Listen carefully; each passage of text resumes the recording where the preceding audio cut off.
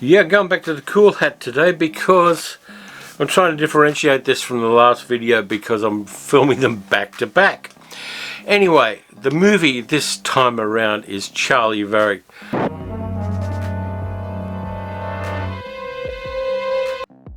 (1973), directed by Don Siegel, starring Walter Matthau, Don Baker and Andy Robinson. Just adjusting the hat to look a little suaver. If you don't know Don Siegel as a director, terrific, because you've got all the Don Siegel movies you haven't seen yet to see. Don Siegel directed a hell of a lot of good films, very diverse in genre, but they kicked ass. Now, I've got a list here of some of the films he directed before Charley Varrick, and I'll tell you about that movie in a moment. Let's see, Ride and Sell Block 11, Invasion of the Body Snatchers, the original 1955 version. Edge of Eternity, a really nice action film with Cornel Wilde and an Australian actor called Victoria Shaw.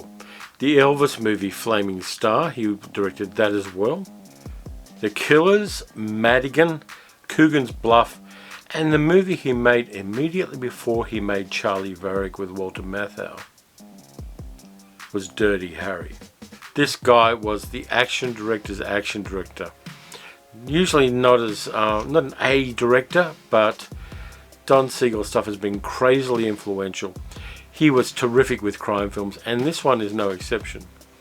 In the movie, Matthau plays Charley Varrick, a crop duster using an ratty old biplane. He used to do flying circus gigs with his wife Nadine, played by Jacqueline Scott. But times are tough and the big guys are getting all the business in the crop dusting business. So Charley diversifies into robbing small country banks to keep the cash flow going. He chooses a bank in a small New Mexico town called Tres Cruces, but things go wrong. The local cops see the car doesn't have the right plates on it and bail up Nadine, who's the driver, and she's wounded during the robbery. They lose one of their other guys, but they get away with 2 bags full of cash. Unfortunately, Nadine dies of her wounds, and Charley and Harmon, his sidekick played by Andy Robinson, open the bags and find that instead of a few $1,000s or maybe 10 grand, they've got $765,000 in the bags. Now Charley thinks it through and he's realised that this is a mafia money laundering operation and that the money is not owned by the bank but is owned by the mafia, and Charley realises that the mafia is going to come after them and they're not going to give up until they're dead. Because even if it's not about the money, it's about their reputation. Turns out he's right. Through a guy called Maynard, played by John Vernon, an actor who was in Point Blank with Lee Marvin, but people mostly remember him as Dean Wormer in Animal House, is the go-between between the mafia and a guy called Molly, played by Don Baker, in a career best performance. Who's a big guy in a tall hat, who basically is the inquisitor for the mafia. He wants to find out where the money is, and he wants to kill everybody who's anything to do with it. And Don Baker is great in this movie. Matthau's fantastic, and I'll talk about that a little bit later.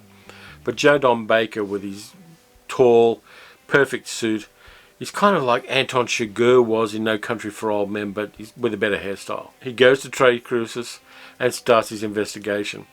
To kind of keep a low profile, he's arranged to sleep in a brothel and doesn't want anything to do with the working women there.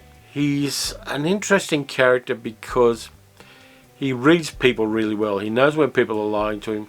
He knows how to get the truth out of them, usually by violence, whether it's physical or psychological. He just doesn't care about anything but getting the job done. And that kind of plays to Don Baker's skills as an actor. Don Baker was never going to be playing Hamlet, and Molly is the perfect role for him. We get a few other people. We get Sheree North, an actress who'd been in movies since the 1950s, playing a photographer who also does forgeries of passports and things. And she gets about 2 or 3 really good scenes in that. I love it when female actors who aren't young and pretty get decent scenes in movies, and Don Siegel was pretty good at doing that. We also get Felicia Farr playing Maynard's secretary and lover. Now the interesting thing here is she becomes a romantic interest for Charley Varrick, and they spend a lot of time in her bed. Interesting thing is, Felicia Farr was the wife of Jack Lemmon, who'd done a lot of movies with Walter Matthau. And Matthau kind of liked the idea of being in a movie and basically screwing the arse off his friend's wife. So there's that as a little bit of an Easter egg side note there. But anyway, Walter Matthau as Charley Varrick is really good. Now, a lot of people know him from comedies he's done, and that's only part of the picture. Matthau started out in the 50s at the Actors Studio. Serious actor. He has a serious role and also gets to kind of crown the end of A Face in the Crowd, the Elia Kazan movie with Andy Griffith. He's in that. He's in a whole bunch of things. I think he was in Failsafe. I might be wrong, and I'll put down here if I was wrong. But he started out as a serious actor and then went on into comedies like The Odd Couple and Cactus Flower and all of those kind of films. But yeah, he has acting chops, and his Charley Varrick is a meticulous man. He knows what needs to be done. He's kind of ruthless in the way he does it.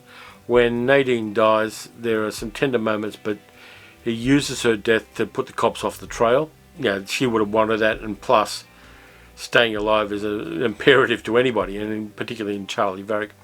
And Charlie is always 2 steps ahead. He's got a plan. He's got a plan on how to deal with the mafia, and he's meticulous with that. And he knows that his friend Harmon is the weak link there. He's not as smart. He's greedy. He wants to spend the money now rather than laying low. And that, of course, doesn't end well for him. The movie caps off with a really good action sequence with Charlie's biplane being chased around a junkyard by a car being driven by Molly.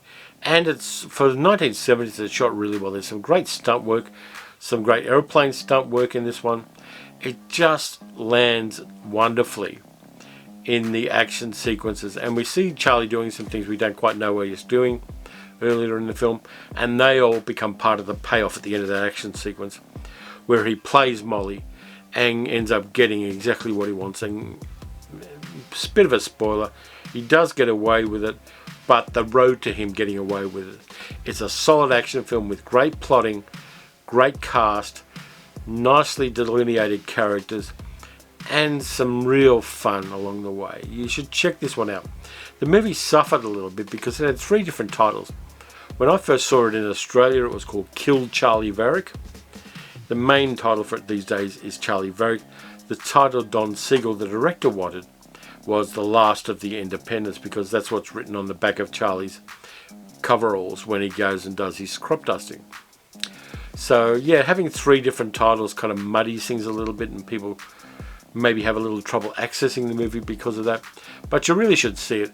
It's one of the great early 70s action flicks, and it's an intelligent one too, which gives you an added bonus. But anyway, that's it for this time around.